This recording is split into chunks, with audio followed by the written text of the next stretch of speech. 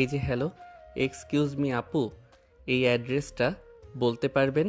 রিকশা থেকে নেমে আসা একটি ছেলে নদীকে উদ্দেশ্য করে এই কথাটা বললেন। তার বান্ধবীদের নিয়ে রাস্তার পাশে গাড়িটা নিয়ে ড্রিঙ্কস করছিল। প্রথমবার বলাতে নদী শুনতে পেল না, কারণ সে ড্রিঙ্কসে উন্মাদ হয়ে আসছিল। তাই আয়ান আবার নদীকে উদ্দেশ্য করে বলতে থাকে। এই যে হ্যালো আপু, এই অ্যাড্রেসটা কোথায় বলতে পারবেন প্লিজ? নদী আয়ানের দিকে ফিরে তাকায়, আর তখনই দেখতে পায় একটা কিউট দেখতে ছেলে তার সামনে দাঁড়িয়ে আছে।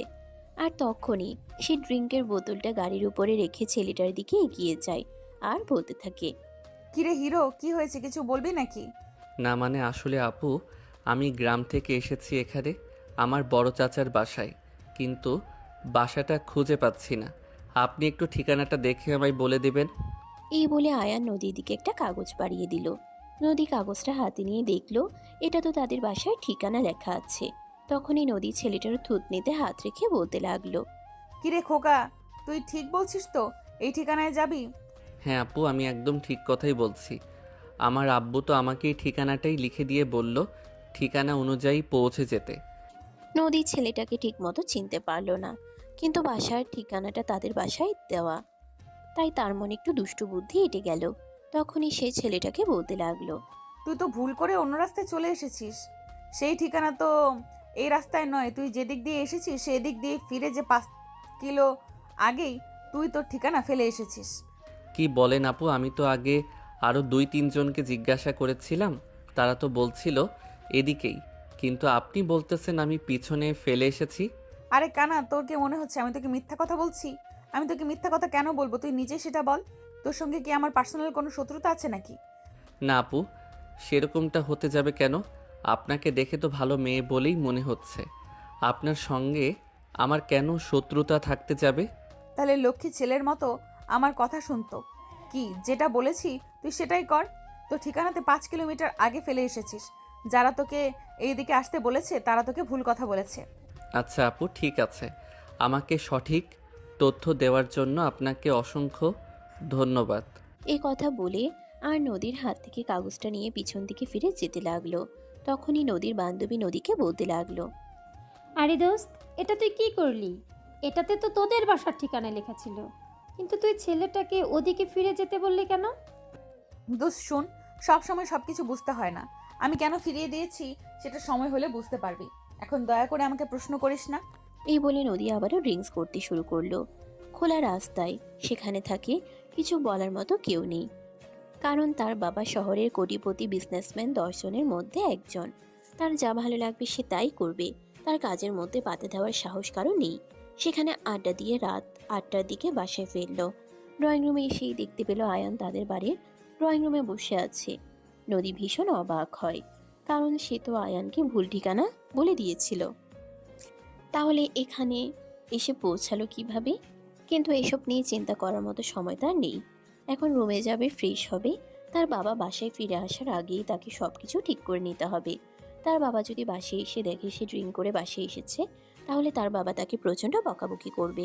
এমনকি তার বাবা তার হাত খরচের টাকাটা পর্যন্ত দেওয়া বন্ধ করে দিতে পারে। নদী আর কাউকে ভয় না পেলেও সে তার বাবাকে কিন্তু প্রচণ্ড ভয় পায়। তার বাবা ধমক দিয়ে একটা কথা বললে নদীকে আর এই এলাকায় পাওয়া যায় না। তাই নদী তাড়াহুড়ো করে নিজের রুমে চলে গেল। ফ্রেশ হয়ে ড্রয়িং রুমে আসে, আর আয়ানকে তখন সেখানে বসে থাকতে দেখে বলতে থাকে। এই হাবলা, তোকে ভুল ঠিকানা বলে দিলাম, তারপরেও তুই এই পর্যন্ত চলে এসেছিস কিভাবে? তখনই কিচেন থেকে নদীর আম্মুর গলা ভেসে আসে। তিনি নদীকে উদ্দেশ্য করে বলতে থাকেন। ও আচ্ছা, তাহলে আমি বুঝতে পেরেছি এসব ফাজলামির গোড়া হলি তুই। তা না হলে আমিও ভেবে পাই না এরকম একটা ছেলেকে কে এতটা জার্নি করাতে পারলো। তুই এমন কেন রে? তোর কি জীবনেও মানুষ হবার কোনো ইচ্ছে নেই, নাকি ছেলেটাকে বোকা পেয়েছিস বলে তুই আবার এতটা রাস্তা ঘুরিয়ে আনলি? তো আমি কি করব বলো? বাসার সামনে এসে আমাকে জিজ্ঞেস করছিল ঠিকানা কোথায়, তাই তো আমি বলেছিলাম বাই দ্য ওয়ে আমার ক্ষুধা পেয়েছে, আমাকে খাবার দাও। এই বলে খাবারের টেবিলের দিকে এগিয়ে যায় নদী। আর তখনই আয়ান পিছন থেকে বলতে থাকে। আপু, আমাকে কিন্তু বেশি দূর যেতে হয়নি। আমি মাত্র 4 কিলোমিটার গিয়েছিলাম। তারপরে একজন বলে আমি যেখান থেকে ফিরে এসেছি তার একটু সামনেই ঠিকানা, তাই আবার চলে এসেছি। নদী হাসবে নাকি কান্না করবে সেটাই বুঝতে পারছে না। নদী 5 কিলোমিটার দূরত্বের একটা ঠিকানা দিয়েছিল, আর সেখান থেকে 4 কিলোমিটার ঘুরে এসে সে বেশি দূরত্বে যায়নি। ইচ্ছে করছে নিজের কপাল নিজেই ঠুকে মরে যায়। এমন অবস্থায় নদী খাবার টেবিলে বসে থাকে। তার আম্মু তাকে খাবার দেয় আর সে খাবার খেয়ে নিজের রুমে চলে যাচ্ছিল। তখনই পিছন থেকে তার আম্মু তাকে বলতে থাকে, নদী, আয়ানকে তুমি তোমার রুমে নিয়ে যাও। ছেলেটা সেই সন্ধ্যা থেকে এসেছে, একা একা বসে আছে, কথা বলার মতো কাউকে পাচ্ছি না। আমি আজ খুবই ব্যস্ত আছি। তো কি হয়েছে? আমি কেন ওকে আমার রুমে নিতে যাব? তুমি জানো না আমার রুমে আমি কাউকে অ্যালাউ করি না? তাহলে ওকে কেন নিয়ে যাব? আরে বাবা, তুমি তো খুব ভালো করে জানো আমাদের বাসার অন্য সব রুমগুলোতে রিপেয়ারিং করা হচ্ছে। এই মুহূর্তে দুটো রুম খালি আছে, একটা তোমার রুম, একটা আমাদের রুম। আমাদের রুমে তোমার বাবা আর আমি থাকি, সেই রুমে তো ওকে থাকতে দেওয়া যাবে না। তাই যতদিন না পর্যন্ত রুমগুলো রিপেয়ারিং করা শেষ হচ্ছে ততদিন পর্যন্ত সে তোমার রুমেই থাকবে। এই কথা শুনে নদীর মাথায় যেন আকাশ ভেঙে পড়ল। কারণ সে সারা রাত ধরে তার বয়ফ্রেন্ডের সাথে গল্পগুজব করে। একজন মানুষ যদি তার রুমে থাকে তাহলে তার খুবই ডিস্টার্ব হবে। তাই তাই সেই প্রচণ্ড বিরক্তি নিয়ে তার আম্মুকে বলতে লাগলো, আচ্ছা, না হয় মানলাম আমাদের বাসায় রিপেয়ারিংয়ের কাজ চলছে, কিন্তু তাই বলে এই মুহূর্তে কেন মেহমানকে বাসায় আনতে হবে? আমি তো সেটাই বুঝতে পারছি না। তখনই নদীর আম্মু ওদিকে বলতে থাকেন, দেখো, আমাদের বাসায় মেহমান নয় ও, এখন থেকে আমাদের বাসাতেই থাকবে। ও তোমার ছোট চাচার ছেলে। তোমার বাবার সঙ্গে কয়েকদিন আগেই ওর বাবার কথা হয়েছে। গ্রামের একটা কলেজ থেকে ইন্টার পাস করেছে, আর এখন এখানেই তোমার সঙ্গে তোমার ভার্সিটিতে পড়াশোনা করবে। মানে কি, গ্রাম থেকে আসা একটা হাবলা ছেলে আমাদের সঙ্গে আমাদের ভার্সিটিতে পড়াশোনা করবে? এটাও মেনে নেওয়া যায়? নদীর এমন কথায় খুবই বিরক্ত হন নদীর আম্মু, আর তিনি নদীকে একটা ধমক দিয়ে বলতে থাকেন, এইসব কী ধরনের কথা? আমি তো সেটাই বুঝতে পারছি না, তুমি ছেলেটাকে হ্যাবলা কেন বলছো? না হয় ওর জ্ঞান বুদ্ধি একটু কম আর যথেষ্ট শান্ত স্বভাবের, তাই বলে তুমি তাকে হ্যাবলা বলতে পারো না? ওরে বাবা রে বাবা, হাবলা বলতে চাইছি? তোর খুব গায়ে লেগে গেছে? হাবলাকে হাবলা বলবো না তো কি বলবো? দেখো, এখন কিন্তু তুমি একদম বেশি বাড়াবাড়ি করে ফেলছো। এসব করা কিন্তু তোমার একদম উচিত হচ্ছে না, আমি তোমায় বলে দিলাম। আচ্ছা ঠিক আছে, আমি আর বাড়াবাড়ি করলাম না, যাচ্ছি আমার রুমে। তবে আমার রুমে কাউকে থাকতে দেব না। এই তোমাকে বলে দিলাম, প্রয়োজন হলে ড্রয়িং রুমে থাকুক। এবারে নদী নিজের রুমে চলে গেল। আয়ান তখনও সেখানে চুপচাপ বসে আছে, কোনো কথাই বলছে না। কিছুক্ষণ পরেই নদীর আম্মু আয়ানের জন্য খাবার তৈরি করে নিয়ে ড্রয়িং রুমে আসলো, আর আয়ানের হাতে খাবারের প্লেট তুলে দিয়ে বলতে লাগলো, এই নাও, এটা তোমার জন্য। আমি এসে আপনাদের খুব ঝামেলায় ফেলে দিলাম, তাই না বড় আম্মু? আরে বাবা, তো এভাবে কেন কথা বলছিস? তুই তো আমাদের বাড়ির ছেলে। তোরা গ্রামে থাকিস আর আমরা শহরে থাকি। গ্রামে আমাদের সেরকম যাওয়া আসা হয় না, তাই তোদের সঙ্গে সেরকম কোনো যোগাযোগ থাকে না। এই যে তোমাদের বাসায় থাকার জায়গা নেই, এটা নিয়েই তোমরা ঝামেলা করছো। কিন্তু আমি তো চাই না আমাকে নিয়ে তোমাদের মধ্যে কোনো ঝামেলা হোক। আরে বাবা, এসব কিছু নিয়ে তুই চিন্তা করিস না। আমার মেয়েটা এমনিতেই একটু রাগী, কিন্তু মনের দিক থেকে খুবই ভালো। তুই কদিন এখানে থাক, দেখবি তোর সঙ্গে একদম মিশে যাবে। এই বলে খাবারের প্লেট আয়ানের হাতে তুলে দিয়ে তিনি সেখান থেকে চলে গেলেন। আরও অনেক কাজ পড়ে আছে, সেগুলো করতে হবে। তাই সেখানে সেখানে বসে খাবার খেতে লাগলো। এভাবেই চলে গেল আরও ঘন্টাখানেক সময়। রাত 9:30 বাসায় ফিরে আসে নদীর আম্মু দরজা খুলে দিলেন। আর তখনই তিনি ড্রয়িং রুমে প্রবেশ করতেই নদীর আম্মুকে বলতে লাগলেন, আয়ন এসে পৌঁছায়নি এখনো? সে তো অনেকক্ষণ আগেই পৌঁছে গেছে। তুমি ফ্রেশ হয়ে এসো, আমি সবাইকে একসঙ্গে রাতের খাবার দিচ্ছি। এই বলে নদীর আম্মু সেখান থেকে চলে গেলেন। আর এদিকে নদীর আব্বু ড্রয়িং রুমে এসে কিছুক্ষণ বিশ্রাম নেয়, আর তারপর নিজের রুমে গিয়ে কাপড় চোপড় চেঞ্জ করে ফ্রেশ হয়ে ডাইনিং টেবিলে আসেন রাতের খাবার খাওয়ার জন্য। ততক্ষণে নদী আর আয়ান দুজন খাবার টেবিলে চলে এসেছে। নদীর বাবা খাবার টেবিলে বসতে বসতে আয়ানকে দেখে তাকে উদ্দেশ্য করে বলতে লাগলেন, যাক, অবশেষে আমার বাবাটা চলে এসেছে। তা আসতে তোমার কোনো প্রবলেম হয়নি তো বাবা? না বড় আব্বু, সেরকম কোনো প্রবলেম হয়নি। আসলে তোমাদের বাসা খুঁজে পাচ্ছিলাম না। বাসা খুঁজে পেতে একটু দেরি হয়ে গেল, তাছাড়া অন্য কোনো সমস্যায় পড়তে হয়নি। আচ্ছা ঠিক আছে, এখন খাবার খেয়ে রুমে গিয়ে ঘুমিয়ে পড়ো। আমি প্রিন্সিপালের সঙ্গে কথা বলে রেখেছি, কাল নদী ভার্সিটিতে যাওয়ার সময় তোমাকে নিয়ে যাবে এবং প্রিন্সিপালের সঙ্গে কথা বলিয়ে দেবে। বাকি যা কিছু করার উনি সব রেডি করে দেবেন। এই কথা শুনে পাশ থেকে নদী একটু অবাক হয়। সে কেন আয়ানকে নিজের সঙ্গে নিয়ে যাবে? দেখতে একদম গাইয়া খ্যাত ভূতের মতো এই ছেলেটাকে সে কেন নিজের সঙ্গে নিয়ে নিজের মান ইজ্জত ধুলায় মিশাতে যাবে? তাই তো সে তার বাবাকে বলতে থাকে, আরে বাবা, তুমি এসব কি বলো? তোমার কি মাথা খারাপ হয়ে গেছে নাকি? এই গাইয়া খ্যাত মার্কা ছেলেটাকে কেন আমি আমার সঙ্গে নিতে যাব? আমার বন্ধু মহলে আমার মান সম্মান বলতে কিছু থাকবে?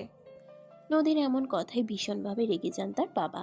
আর তিনি তখন নদীকে ধমক দিয়ে বলতে থাকেন, তোমাকে ভার্সিটি থেকে পড়াশোনা শেখানো হয় নাকি বেয়াদবি, আমি তো সেটা বুঝতে পারি না। কেন বাবা, আমি আবার কি করলাম? যা সত্য তাই তো বললাম। আমরা শহরের ছেলে মেয়ে, শহরের পরিবেশে বড় হয়েছি, আর এখানকার পরিবেশ সেই অভ্যস্ত। ও তো আমাদের সঙ্গে মানাতে পারবে না। আমিও কিন্তু একটা সময় গ্রাম থেকে এখানে এসেছিলাম। আমি শুরুতেই সব কিছু পারতাম না, আস্তে আস্তে সব কিছুর সঙ্গে নিজেকে মানিয়ে নিয়েছি। আর আমার বিশ্বাস আয়ান কিছুদিন থাকলে সব কিছুর সঙ্গে নিজেকে মানিয়ে নিতে পারবে। হ্যাঁ, তোমার বাবা একদম ঠিক কথাই বলেছে। ছেলেটা থাকুক না কিছুদিন এখানে, তারপর দেখবে আস্তে আস্তে সব কিছু ঠিক হয়ে যাবে। বাবার ধমক খেয়ে নদীর তোতা মুখ একদম ভোতা হয়ে গেল। সে আর কোনো কথাই বলল না। খাবার খেয়ে চুপচাপ নিজের রুমে চলে গেল আর বিছানায় শুয়ে শুয়ে মোবাইল টিপতে লাগলো। প্রায় আধা ঘন্টা পর নদীর আম্মু আয়ানকে নিয়ে নদীর রুমে আসলো আর তারপরেই বলতে লাগলো, নদী, আয়ানকে দিয়ে গেলাম, তোমার সঙ্গেও ঘুমাবে। এখন আর ওর সঙ্গে দয়া করে খারাপ আচরণ করো না। তোমার বাবা কিন্তু এখন বাসায় আছে, প্রচুর রেগে যাবে বলে দিলাম। এই বলে আয়ানকে রুমে ঢুকিয়ে দিয়ে নদীর আম্মু সেখান থেকে চলে গেল। তখনই নদী বিছানা থেকে উঠে বসে দরজাটা আগে লাগিয়ে দেয়, যাতে রুমের ভিতরে কোনো কথা বাহিরে না যায়। তারপরে আয়ানের সামনে এসে দাঁড়ায়। আয়ানের শার্টের কলার চেপে ধরে বলতে থাকে, ওই হারামজাদা ফাজিলের বাচ্চা, এখানে কেন এসেছিস? আমাকে জ্বালানোর জন্য? আমি সারা রাত আমার বয়ফ্রেন্ডের সাথে কথা বলবো। তুই থাকলে আমার এতে সমস্যা হবে। আপু, আমি শুধু একপাশে চুপচাপ শুয়ে ঘুমিয়ে পড়ব। আমি তোমাদের কোনো কথা শুনবো না। আর আমি তোমাকে কথা দিচ্ছি, আমি এসব কিছু কখনো বড় আম্মু বড় আব্বুকে বলবো না। ঠিক বলেছিস তো। পরে আবার আমার আর আমার বয়ফ্রেন্ডের কথা শুনে আব্বু আম্মুর কাছে আমার নামে বিচার দিবি না তো? না আপু, তুমি আমার উপর সম্পূর্ণ ভরসা রাখতে পারো। আমি এমনটা কখনোই করব না। আচ্ছা ঠিক আছে, শুধু তুই বলছিস বলে তোকে ভরসা করে রুমে থাকতে দিচ্ছি। তবে তুই আমার সঙ্গে এক বিছানায় কখনোই ঘুমাতে পারবি না। আমি তোকে কম্বল আর বালিশ দিচ্ছি, সেটা নিয়ে সোফায় গিয়ে শুয়ে পড়। আচ্ছা আপু, ঠিক আছে, কোনো সমস্যা নেই। তুমি আমাকে যেমনটা করতে বলবে আমি ঠিক তেমনটাই করব। এই তো গুড বয়। এই বলে নদী আলমারি থেকে একটা কম্বল আর বালিশ বের করে আয়ানের হাতে তুলে দিল। আয়ান তখন আর কোনো কথা না বলে সেটা নিয়ে সোফায় গিয়ে ঘুমিয়ে পড়ল। এদিকে নদী অর্ধেক রাত পর্যন্ত তার বয়ফ্রেন্ডের সঙ্গে কথা বলল আর তারপরেই বিছানায় শুয়ে ঘুমিয়ে পড়ে। পরদিন সকালবেলা ঘুম থেকে উঠে নদীর বাবা আয়ানকে নিজের রুমে ডেকে নিলেন আর বলতে লাগলেন, বাবা শোনো, আমি তো তোমাকে বললাম আমি ভার্সিটি প্রিন্সিপালের সঙ্গে কথা বলে রেখেছি। এখন তুমি শুধু নদীর সঙ্গে যাবে, তারপরে উনি সমস্ত কিছু তোমাকে বুঝিয়ে দেবেন। আর টাকা পয়সা আমি সব ওনার অ্যাকাউন্টে পাঠিয়ে দিয়েছি। আচ্ছা বড় আব্বু, ঠিক আছে, কোনো সমস্যা নেই। আমি আপুর সঙ্গে চলে যেতে পারবো।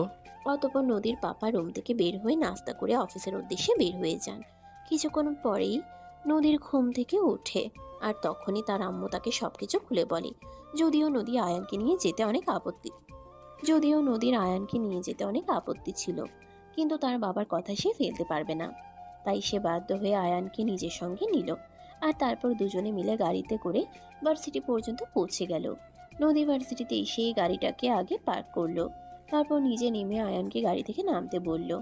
আয়ান নদীর পিছন পিছন গাড়ি থেকে নেমে আসে। তখনই নদী আয়ানকে বলতে থাকে, আয় আমার সঙ্গে তাড়াতাড়ি আয়, তোকে ক্লাসে পৌঁছে দিয়ে তারপর আমার কাজ আছে। আয়ান তখন কোনো কথা না বলে নদীকে অনুসরণ করতে লাগলো। নদী আয়ানকে নিয়ে একদম প্রিন্সিপাল স্যারের কেবিনে চলে আসলো আর তারপরে প্রিন্সিপাল স্যারকে দেখে নদী বলতে লাগলো, আসসালামু আলাইকুম স্যার। বাবা নাকি আপনাকে ফোন করেছিল, কিছু বলেছিল নাকি? হ্যাঁ, বললো গ্রাম থেকে নাকি তোমার একটা চাচাতো ভাই এসেছে, সে নাকি এখন থেকে আমাদের ভার্সিটিতেই পড়াশোনা করবে। হ্যাঁ স্যার, গ্রাম থেকে একটা হাবলা ক্লান্ত এসেছে, আর তাকেই আমি আপনার কাছে নিয়ে এসেছি। এই বলে নদী আয়ানকে হাত ধরে টানতে টানতে প্রিন্সিপাল স্যারের কেবিনে প্রবেশ করলো। আর তারপর আয়ানকে দেখিয়ে প্রিন্সিপাল স্যারকে বলতে লাগলো, স্যার, এই যে সেই হাবলাকান্ত, যাকে বাবা গ্রাম থেকে এখানে মানুষ বানানোর জন্য নিয়ে এসেছে, দেখুন চেষ্টা করে পারেন কিনা। এই বলে টিটকারি মার্ক একটা হাসি দিয়ে নদী প্রিন্সিপাল স্যারের কাছ থেকে বিদায় নিয়ে সেখান থেকে বের হয়ে চলে গেল। আর তখনই প্রিন্সিপাল স্যার আয়ানকে বলতে লাগলো, আচ্ছা, তুমি তাহলে সেই ছেলে যাকে নদীর বাবা আমাদের ভার্সিটিতে ভর্তি করানোর জন্য গ্রাম থেকে নিয়ে এসেছেন, তাই তো? হ্যাঁ স্যার, একদমই তাই। আমি আমাদের গ্রামের কলেজ থেকে ইন্টার পাস করেছি। আমার ইচ্ছে ছিল গ্রামে কিছু একটা করব। কিন্তু বড় আব্বু আর আমার আব্বু দুজনে মিলে সিদ্ধান্ত নিয়েছে আমাকে শহরের ভার্সিটিতে পড়াশোনা করাবে, তাই এখানে আসা। যাই হোক, সে ভালো কথা। আমি তো তোমার রেজাল্টটা দেখেছি, তুমি তো খুবই ভালো স্টুডেন্ট। তুমি চাইলে শহরের নাম করা যে কোনো ভার্সিটিতে ভর্তি হতে পারো, এতে তোমার কোনো প্রবলেম হবে না। স্যার, তাহলে কি আমাকে আপনাদের ভার্সিটিতে ভর্তি নিচ্ছেন? হ্যাঁ, একদমই তাই। তোমাকে তো আমি ভর্তি নিয়েছি, এখানে না নেওয়ার কি আছে? তুমি যথেষ্ট ভালো স্টুডেন্ট। ঠিক আছে স্যার, আপনাকে অসংখ্য ধন্যবাদ। আপনাকে কৃতজ্ঞতা জানানোর ভাষা আমার সত্যিই জানা নেই। আমি তো ভেবেছিলাম আমাকে আপনাদের ভার্সিটিতে ভর্তি করাবেন না। প্রিন্সিপাল স্যারের এমন কথা শুনে ভীষণ অবাক হন। এত ভালো স্টুডেন্ট, তাকে ভার্সিটিতে ভর্তি না করানোর কি আছে? তাই তিনি আয়ানকে উদ্দেশ্য করে বলতে থাকেন, আচ্ছা, তোমার এরকমটা কেন মনে হলো? এর পিছনে কি কোনো যৌক্তিক কারণ আছে? তার কারণ তো অবশ্যই আছে। আমি নাকি দেখতে হ্যাবলাকান্তের মতো। এই যে একটু আগে আপু বলে গেল, আপনি শুনতে পাননি? দেখো, নদীর কথায় তুমি কিছু মনে করো না। নদী একটু ওরকমই স্বভাবের, সঙ্গে হিংসা করে, কারোর সঙ্গে সহজে মিশতে চায় না। আচ্ছা স্যার, বাদ দিন সেসব কথা। আমি কি আজ থেকে ক্লাস করব? হ্যাঁ, একদমই তাই। তোমার বড় আব্বুর সঙ্গেও তো আমার সেই রকম কথা হয়েছে। তুমি আজকে থেকেই ক্লাস করবে। তুমি 1 মিনিট ওয়েট করো, আমি একজনকে ডেকে দিচ্ছি, সে তোমাকে তোমার ক্লাসে পৌঁছে দেবে। এই বলে প্রিন্সিপাল স্যার একজন মধ্যবয়স্ক লোককে ডেকে নিল। আর তারপর আয়ানকে তার বইপত্র বুঝিয়ে দিয়ে ক্লাসে দিয়ে আসতে বলল। ওই লোকটি আয়ানকে তার ক্লাসে পৌঁছে দিল। আয়ান ক্লাসে প্রবেশ করা মাত্রই ক্লাসের সমস্ত স্টুডেন্ট তার দিকে তাকিয়ে আছে। মনে হচ্ছে এমন যেন ভুল করে কোনো অনাকাঙ্ক্ষিত বস্তু সেখানে চলে এসেছে। কেউ তো ঠোঁট চেপে চেপে হাসছিল। তখনই ক্লাস টিচার সবাইকে উদ্দেশ্য করে বলতে লাগলো, কি হচ্ছে এসব? তোমরা জানো ওর পরিচয় কি? ওকে নিয়ে হাসাহাসি করছো? এত বড় সাহস তোমাদের? ক্লাস টিচারের ধমক শুনে মুহূর্তের মধ্যেই পুরো ক্লাস একদম নিস্তব্ধ হয়ে গেল। আয়ান বুঝতে পারলো না কিভাবে কি হচ্ছে। তারপরেও ক্লাস টিচার তাকে নিয়ে জায়গায় বসলো। আর তারপর বলতে লাগলো, দেখো ছেলে, ওদের কথাই কিছু মনে করো না। ওরা শহরে বড় হয়েছে তো, ওরা একটু ওভার স্মার্ট। তোমার কোনো প্রবলেম হলে তুমি আমাকে বলো, আমি তোমাকে সহযোগিতা করব। আপাতত কোনো কিছু লাগবে না স্যার। এই বলে ক্লাস টিচার আয়ানকে নিয়ে তার জায়গায় বসিয়ে দিয়ে ক্লাস করাতে শুরু করলো। ভার্সিটি ছুটি হলো বিকেল 3টায়। নদী ভার্সিটির গেটের সামনে দাঁড়িয়ে আয়ানের জন্য অপেক্ষা করছে। বেশ কিছুক্ষণ পর সেখানেই চলে আসে। আর তখনই নদী চিৎকার দিয়ে বলতে থাকে, ওই হারামজাদা, এতক্ষণে তোর আসার সময় হলো? আমি যদি তোকে ফেলে রেখে চলে যাই, তখন তো আবার বাসাতেও যেতে পারবি না। তখন তো আবার তোর জন্য আমাকে 1000টা কথা শুনতে হবে। সরি আপু, আসলে ক্লাসের কিছু ছেলেরা আমাকে নিয়ে মজা করছিল। তারা আমার গায়ে চিমটি কাটছিল। এই দেখো, একদম চিমটি দিয়ে রক্ত বের করে ফেলেছে। এই বলে আয়ান তার হাত দুটো নদীকে দেখায়। নদী আয়ানের হাত দুটো দেখে প্রচন্ড রকম রেগে গেল। এগুলো মানুষ নাকি অন্য কিছু? একটা ছেলে এরকম হ্যাবলাকান্ত হতেই পারে, কিন্তু তাই বলে তাকে নিয়ে এভাবে মজা নেওয়া, এগুলো কোন ধরনের মানসিকতার পরিচয় হতে পারে? এটাই ভেবে পায় না নদী। সে প্রচন্ড রকম রেগে গিয়ে আয়ানকে বলতে লাগলো, আরে অবলার বাচ্চা, হ্যাবলা মানুষ এতটা হ্যাবলা হতে পারে? এটা তোকে না দেখলে আমি বুঝতেই পারতাম না। কে তোকে এই অবস্থা করেছে? আমাকে নিয়ে চলো ওখানে। না আপু, তোমাকে ওখানে যেতে হবে না। ওরা বড্ড ফাজিল। তারপর হয়তো ওরা তোমাকেও মারবে। আয়ানের এমন কথা শুনে নদী আরো বেশি রেগে গেল। আর তাকে জোরে ধমক দিয়ে বলতে লাগলো, ওরে হারামজাদা, আমাকে গিলে খেয়ে ফেলবে। আর কে গিলে খেয়ে ফেলবে? এইসব কিছু নিয়ে তোকে চিন্তা করতে হবে না। তোকে যেটা বলেছি তুই সেটাই কর। এই ভার্সিটিতে এখনো এমন কোনো ছেলে মানুষ পয়দা হয়নি যে আমার সামনে দাঁড়িয়ে গলা উঁচিয়ে কথা বলতে পারবে। বুঝতে পেরেছিস? চিৎকার দিয়ে এই কথাটা বলায় আয়ান একটু ভয় পেয়ে যায় আর থমকে দাঁড়ায়। তখনই নদী আবার আয়ানকে বলতে থাকে, তুই কি যাবে এখন আমাকে নিয়ে ওখানে, যেখানে ওই ছেলেগুলো তোর এই অবস্থা করেছে? নাকি এখন আমি তোকে আরো 4টা দিব? আপু, তুমি আমাকে মারবা মারো, কিন্তু ওদের কাছে যেও না। ওরা খুবই ফাজিল, আবার তোমাকে না কিছু করে বসে। আয়ানের এমন কথায় নদী আরো বেশি রেগে যায় আর ঠাস করে আয়ানের গালে একটা চড় বসিয়ে দিয়ে বলতে থাকে, ওরে হারামজাদা, তোকে বললাম না আমার যা হওয়ার হবে। সে সব কিছু নিয়ে তোকে চিন্তা করতে হবে না। তুই আমাকে ওখানে নিয়ে চল আগে, আমি ওদের শায়েস্তা করব, তারপরে শান্তি। এই বলে আয়ান সেখানে নদীকে নিয়ে যেতে না চাইলেও নদী আয়ানকে জোর করে সেখানে নিয়ে গেল। আর তারপরেই নদী দেখতে পেল সেকেন্ড ইয়ারের কিছু ছেলে পেলে সেখানে দাঁড়িয়ে আছে। নদীকে দেখা মাত্রই তারা নদীকে সালাম দিল আর বলতে লাগলো, ওয়ালাইকুম আসসালাম স্যার। একটু আগে ছেলেটা এখান দিয়ে যাচ্ছিল, ওর সঙ্গে তোরা কি করেছিস?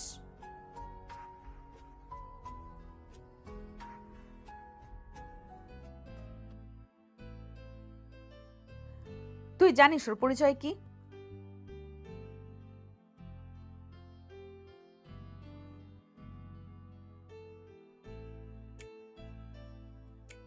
তাহলে সঙ্গে র্যাগিং করার সাহস পেলি কোথা থেকে?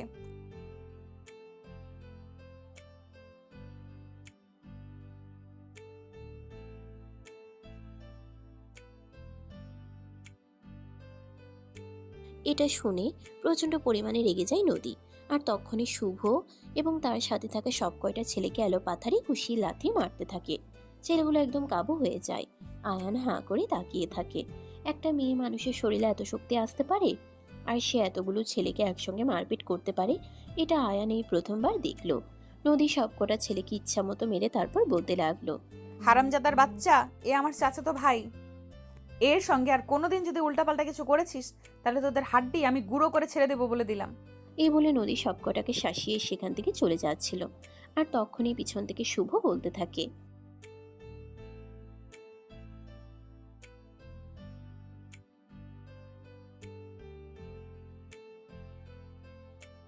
আচ্ছা ঠিক আছে, সেই জন্যই তোদেরকে এবারের মতো ক্ষমা করে দিলাম। যদি আর কোনোদিন এই ছেলেটার আশেপাশে তোদেরকে দেখেছি তাহলে তোদের এমন অবস্থা করব যেটা তোরা কোনোদিনও কল্পনাও করতে পারবি না। এটা তোদেরকে বলে দিলাম। এই বলে নদী আয়ানের হাত ধরে টানতে টানতে সেখান থেকে নিয়ে চলে গেল। গাড়িতে উঠে বসলো। নদী গাড়ি ড্রাইভ করছে। আয়ান তার পাশে সিটে বসে আছে, কোনো কথা বলছে না। ভয়ে তার গলা একদম শুকিয়ে গেছে। তখনই নদী আয়ানকে উদ্দেশ্য করে বলতে লাগলো, কিরে তুই এইভাবে একদম চুপ করে আছিস কেন? না মানে আসলে আপু, তুমি এই ছেলেগুলোকে কিভাবে মারলে? নদী তখন আরো রেগে গিয়ে আয়ানকে বলতে থাকে, কিভাবে মেরেছি তুই দেখতে পাসনি? এখন তোকে আর কয়টা দিয়ে বুঝিয়ে দেবো নাকি কিভাবে মেরেছিলাম? না আপু, আমাকে আর মেরো না। ওদেরকে যা আমার মেরেছো আমার শিক্ষা হয়ে গেছে। তাহলে চুপচাপ গাড়িতে বসে থাক। সামনে একটা কফি শপ আছে, আমি কফি খাবো। তুই কফি খাস? না আপু, আমি তো কফি খাই না, আমি রং চা খাই। নদী কোনো কথা বলল না। চুপচাপ কফি শপের সামনে গিয়ে গাড়িটা দাঁড় করালো। আর তারপর আয়ানকে গাড়ি থেকে নামতে বলল। কোনো কথা না বলেই গাড়ি থেকে নেমে আসে, কারণ সে বুঝতে পারে এখন নদীর সঙ্গে কথা বললে যদি নদী রেগে যায় তাহলে হিতে আরও বিপরীত হতে পারে। আয়ান আর নদী দুজনেই কফি শপের ভিতরে গিয়ে বসলো। আর তখনই নদী দুজনের জন্য দুটো কফি অর্ডার করে। কিছুক্ষণের মধ্যে ওয়েটার তাদের কফি দিয়ে গেল। নদী একটা হাতে নিয়েছে আর অপরটা টেবিলের উপরেই রয়ে গেছে। আয়ান চুপচাপ বসে আছে, কোনো কথা বলছে না। তখনই নদী আবারও আয়ানকে ধমক দিয়ে বলতে থাকে, ওই হারামজাদা, কফি ঠান্ডা হয়ে গেছে, দেখতে পাচ্ছিস না নাকি? খাবি কবে? না মানে আসলে আপু, আমি তো তোমাকে বললাম সব কিছু। আমি কফি খাই না, আমি রং চা খাই। ওরে হারামজাদা, তখন তুই গ্রামে ছিলি, এখন শহরে এসেছিস, এখানে রং চা পাওয়া যায় না। এখানে কে কফি খেতে হবে? শুরু কর, অভ্যাস অভ্যাস করে নে। এই বলে নদী কফির অন্য মগটা আয়ানের দিকে এগিয়ে দিল। আয়ান তখন কোনো কথা না বলেই নদীর কাছ থেকে সেটা নিয়ে নিল, কারণ সে খুব ভালো করেই জানে নদী প্রচণ্ড পরিমাণে রেগে আছে। এখন তার সঙ্গে কথা বললে এর পরিণাম আরও বেশি খারাপ হতে পারে। ইচ্ছে না থাকা সত্ত্বেও আয়ান কফিতে চুমুক দিতে লাগলো। কিছুক্ষণের মধ্যেই তাদের কফি খাওয়া হয়ে গেল। তখনই নদী আয়ানকে বলতে লাগলো, এই শোন, আমি তোকে এখান থেকে একটা রিকশায় উঠিয়ে দেই, বাসার সামনে নামিয়ে দিবে, তারপর তুই রুম পর্যন্ত যেতে পারবি তো? আপু সে না হয় আমি চলে যেতে পারবো, কিন্তু তুমি কোথায় যাবে? তুমি বাসায় যাবে না? দেখ, আমাকে একদম এত প্রশ্ন করবি না। এত প্রশ্ন করা আমার একদম ভালো লাগে না। আমার বয়ফ্রেন্ড আমাকে ফোন করেছে, সে কিছুক্ষণের মধ্যেই আমার সঙ্গে দেখা করার জন্য এখানে আসবে। ও আচ্ছা, তাহলে আমিও থাকি না এখানে, না হয় তোমাদের সঙ্গে বসে কিছুক্ষণ গল্প গুজব করলাম আর দুলাভাইয়ের সঙ্গে পরিচিত হয়ে নিলাম। একদম বেশি পাকনামি করবি না। তোকে এখানে থাকতে হবে না, তুই চলে যা। আমি তোকে রিকশায় উঠিয়ে দিচ্ছি। আমি আমার বয়ফ্রেন্ডের সঙ্গে ডেটিংয়ে যাব, সেখানে তুই থেকে কি করবি? আচ্ছা ঠিক আছে আপু, কোনো সমস্যা নেই, তুমি যেরকমটা বলবে সেরকমটাই হবে। এই বলে নদী আয়ানকে নিয়ে কফি শপ থেকে বের হলো। আর তারপরেই একটা রিক্সা ডেকে নিয়ে আয়ানকে রিক্সায় উঠিয়ে দিল। রিক্সাওয়ালাকে সব কিছু ভেঙে চুরে বলে দিল যেন আয়ানকে বাসার সামনেই নামিয়ে দেয়। তারপর রিক্সাওয়ালা আয়ানকে নিয়ে চলে গেল। আর নদী কফি শপের ভিতরে গিয়ে বসে অপেক্ষা করতে লাগলো তার বয়ফ্রেন্ডের জন্য। বেশ কিছুক্ষণ পর নদীর বয়ফ্রেন্ড সেখানে এসে পৌঁছালো। নদীকে দেখা মাত্র এসে এগিয়ে এসে হাঁক করে বলতে লাগলো, হ্যালো বেবি, কেমন আছো? এই তো বেবি, আছি আলহামদুলিল্লাহ ভালোই। তোমার কি অবস্থা? আর আসতে তো দেরি হলো কেন? আরে বেবি, তুমি তো জানোই আমি কদিন ধরে অফিসের কাজে খুবই ব্যস্ত আছি, তাই বাইরে বের হওয়ার হচ্ছে না। কিন্তু তোমাকে দেখার জন্য মনটা বিকেল হয়েছিল, তাই তো কাজ ফেলে তোমাকে দেখতে চলে আসলাম। সত্যি কদিন ধরে তুমি আমার জন্য অনেক বেশি পরিশ্রম করছো, তাই না? কিন্তু দেখো, আমাকে পাওয়ার জন্য তোমাকে এইটুকু করতেই হবে। তুমি যদি প্রতিষ্ঠিত হতে না পারো, তাহলে বাবার সামনে তোমাকে পরিচয় করিয়ে দিব কিভাবে বলো? হ্যাঁ ডিয়ার, সেটা তো আমি খুব ভালো করে জানি, আর সেই জন্যই তো আমি এত পরিশ্রম করছি। তা না হলে কি আমি এত পরিশ্রম করতাম নাকি? আমি তোমায় ভীষণ ভালোবাসি, সারা পৃথিবীর বিনিময়েও আমি তোমাকে হারাতে চাই না। আচ্ছা, এখন কি এখানে দাঁড়িয়ে থেকে কথা বলবে, নাকি গিয়ে বসবে? এখানে না বেবি, আমি দুপুরের খাবার খাইনি, চলো কোনো 5 স্টার রেস্টুরেন্টে যাই। আচ্ছা ঠিক আছে, কোনো সমস্যা নেই, তুমি যেমন বলবে তেমনই হবে। এই বলে নদী আর রুদ্র দুজনে কফি শপ থেকে বের হয়ে গাড়িতে গিয়ে বসলো। আর তারপরেই নদী গাড়ি চালিয়ে শহরের অন্যতম একটা 5 স্টার রেস্টুরেন্টের সামনে এনে গাড়ি দাঁড় করালো। দুজনে হাত ধরাধরি করে রেস্টুরেন্টের ভিতরে প্রবেশ করলো। আর তারপরে দুজনের জন্য খাবার অর্ডার করলো। খাওয়া দাওয়া প্রায় শেষের দিকে। তখনই রুদ্র হঠাৎ করেই নদীকে বলতে লাগলো, বেবি, তোমাকে একটা কথা বলার জন্য এখানে ডেকেছি, কিন্তু কিভাবে বলবো সেটাই ভেবে পাচ্ছি না। আরে বাবা, এত ভয় পাওয়ার কি আছে? কি বলবে বলে ফেলো না। আমি তো তোমারই, আমি তোমার কথায় কিছুই মনে করব না। না মানে বেবি, আসলে আমার একটা জিনিস লাগতো, কিন্তু তোমার কাছে কিভাবে চাইবো সেটাই তো ভেবে পাচ্ছি না, নিজেকে খুব ছোট মনে হচ্ছে। আরে ডিয়ার, বললাম তো, এত লজ্জা পাওয়ার কিছুই নেই। আমার যা কিছু আছে সব কিছু তো তোমারই হবে, তাহলে লজ্জা পাওয়ার কি আছে? বলে ফেলো দেখি। কিছুক্ষণ চুপ করে থাকে রুদ্র। আর তারপরে সে নদীকে বলতে থাকে, দেখো, তুমি তো খুব ভালো করেই জানো আমি একটা বিজনেস দাঁড় করানোর চেষ্টা করছি। আমার ফ্যামিলির আর্থিক অবস্থা অতটাও ভালো নয় যে তারা আমাকে কোনো বিগ অ্যামাউন্ট দিয়ে সহযোগিতা করবে। হ্যাঁ, সেটা তো আমি খুব ভালো করেই জানি। এখন মূল কথা কি সেটাই আমাকে খুলে বলো। আসলে আমি আমার বিজনেস তাড়াতাড়ি সফল হওয়ার জন্য একটা বিগ অ্যামাউন্ট বিনিয়োগ করতে চাইছিলাম। হ্যাঁ, সেটা তো খুব খুবই ভালো কথা। তুমি যত তাড়াতাড়ি বিজনেসে সাকসেসফুল হতে পারবে, আমি তত তাড়াতাড়ি তোমাকে আমার বাবার সঙ্গে পরিচয় করে দিতে পারবো। তখনই আবারও চুপ হয়ে যায় রুদ্র। সে কিছু একটা চিন্তা করে। তারপর আবারও নদীর দিকে তাকিয়ে নদীর হাত দুটো ধরে বলতে থাকে, আসলে বেবি, সমস্যাটা এখানেই। তোমাকে তো বললাম সব কিছু, এখন এত বড় অ্যামাউন্ট আমি কোথায় পাবো বলো তো? এই বলে অনেকক্ষণ চুপ করে থাকে রুদ্র। নদী কিছুটা আন্দাজ করতে পারে আসলে রুদ্র কি মিন করতে চাইছে আর তাকে কি বোঝাতে চাইছে। তখনই নদী রুদ্রকে বলতে থাকে, আচ্ছা ঠিক আছে, কোনো সমস্যা নেই।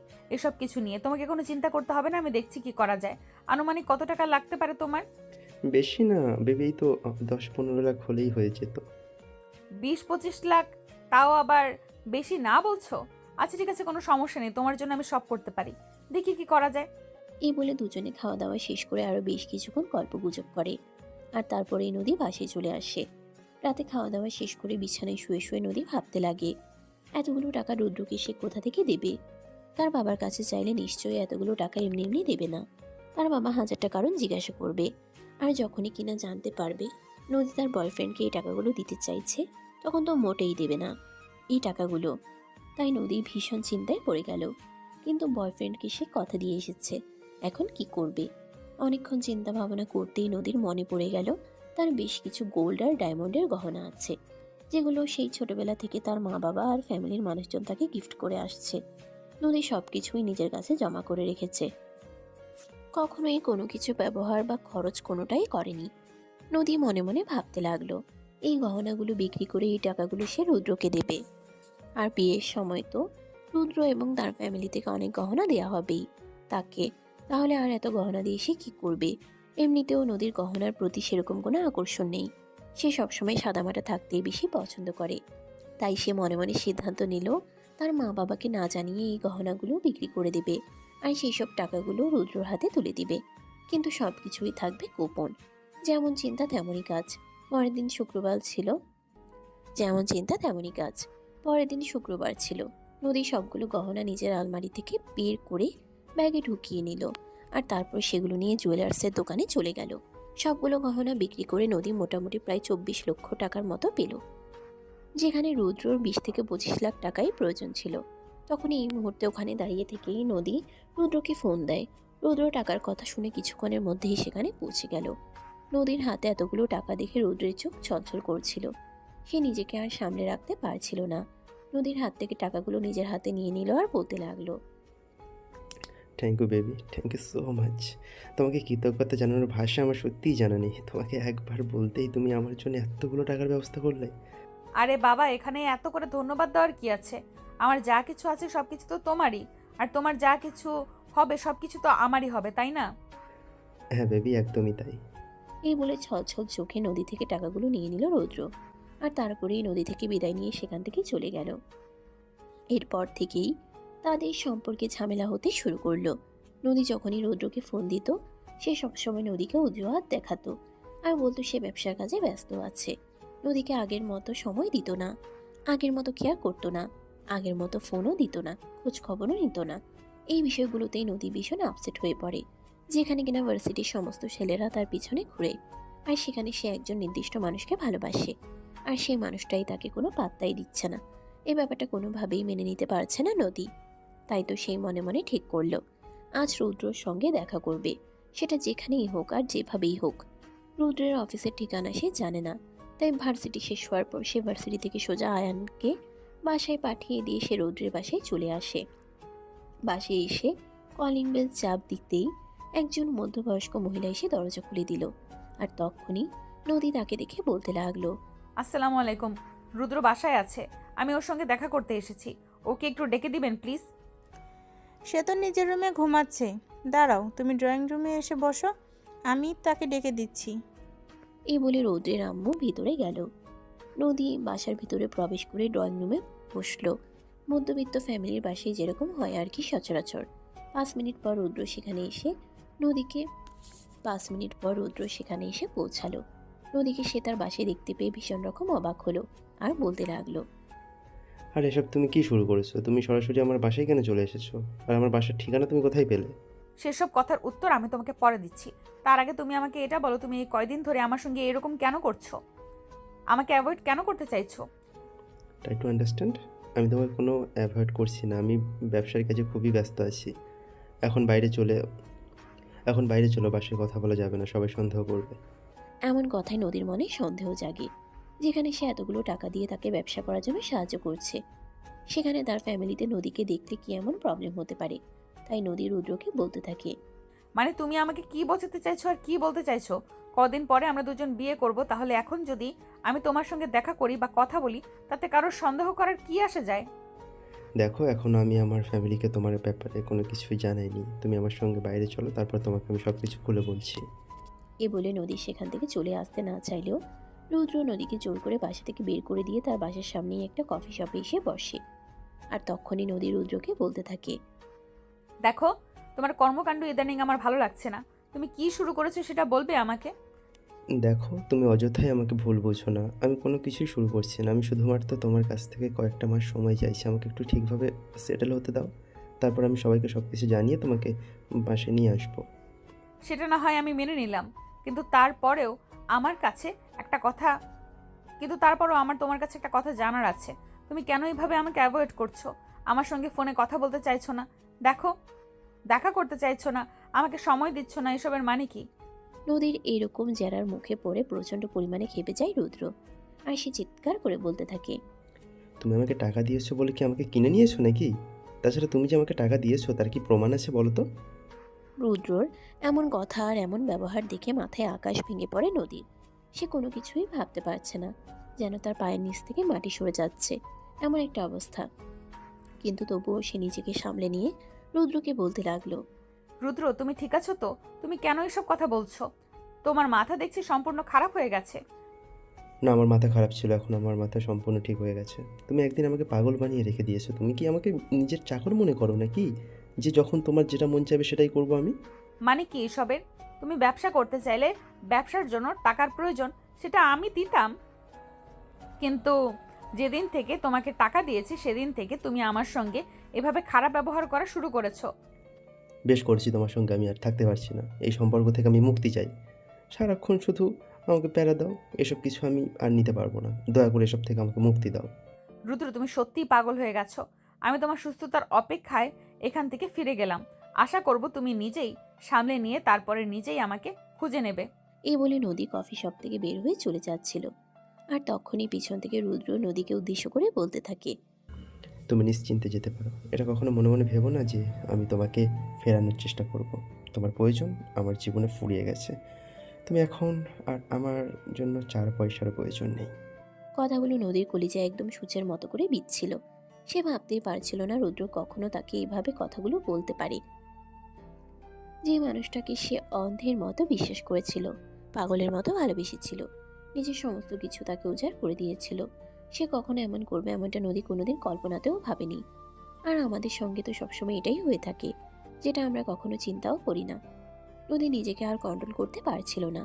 সে ফিরে আসলো আর রুদ্রের গালে বেশ কয়েকটা থাপ্পড় দিয়ে বলতে লাগলো, এই বেইমানের বংশধর, তুই আমার সঙ্গে বেইমানি করবি? তাহলে এতদিন আমার সঙ্গে নাটক করলি কেন? আমার এতগুলো শখের গহনা বিক্রি করে টাকা নিলি কেন? আরে চুপ কর সালি।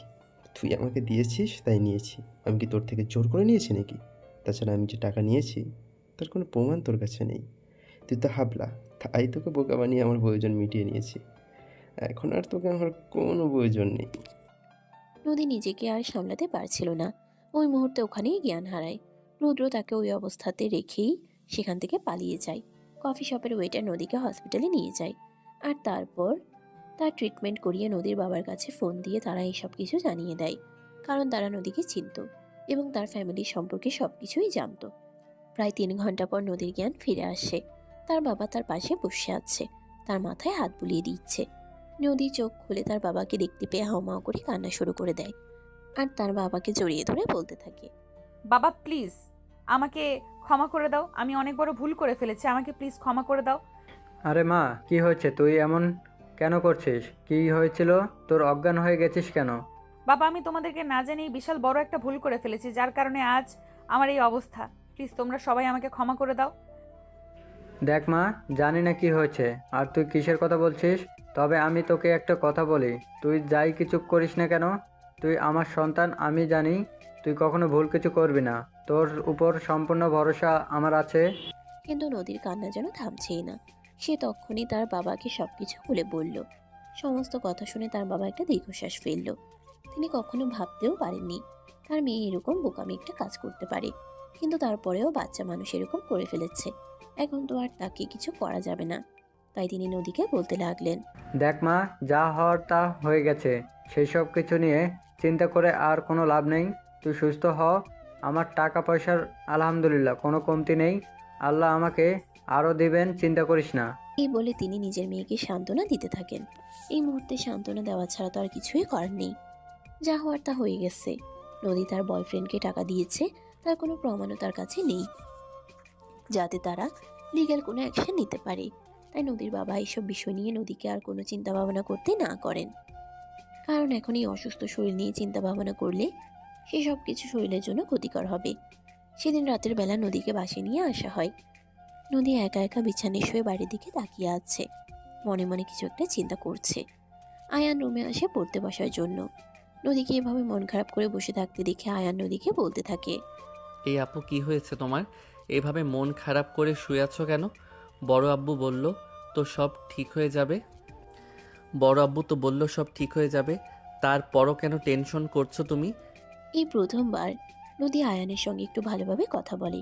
সে আয়ানকে নিজের কাছে ডেকে নিল আর তারপর তার পাশে বসতে বলল।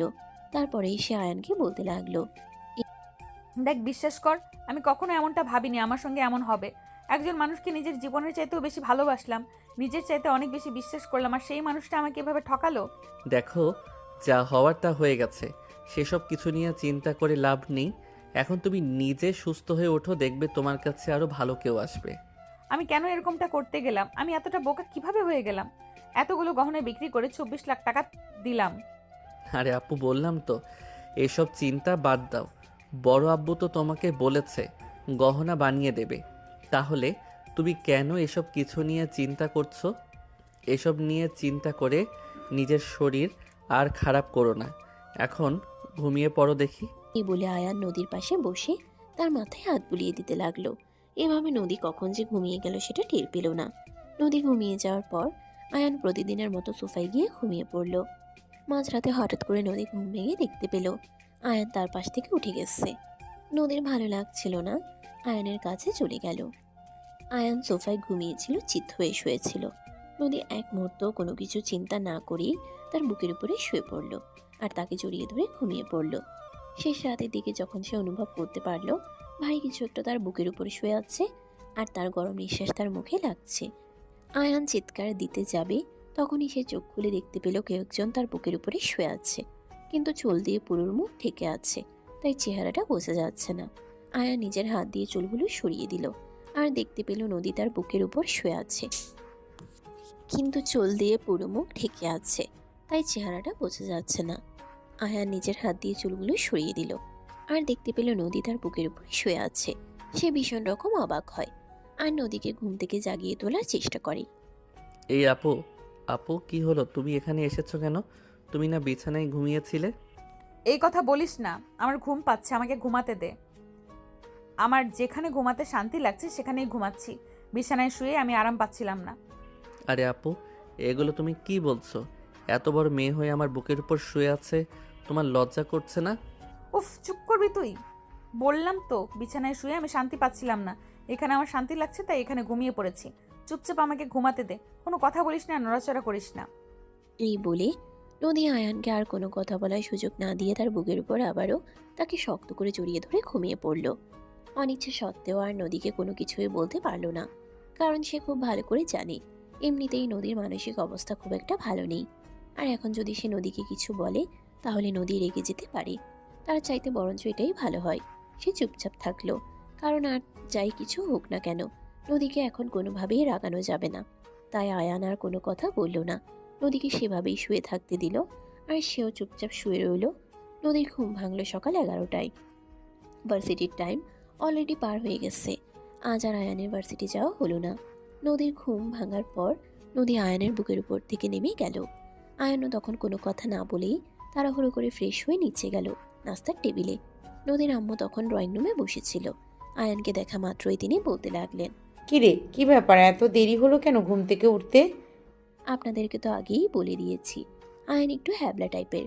তাই নদীর আম্মু এই কথা জিজ্ঞেস করার সঙ্গে সঙ্গে আয়ান নদীর আম্মুকে বলতে লাগলো, বড় আম্মু, আসলে আপু আমার বুকের উপর শুয়েছিল, তাকে অনেকবার ডেকেছিলাম আমার বুকের উপর থেকে নেমে যাওয়ার জন্য আর আমাকে ঘুম থেকে উঠে আসতে দেওয়ার জন্য, কিন্তু আপু আমাকে সেটা করতে দেয়নি, তাই লেট হয়ে গেছে।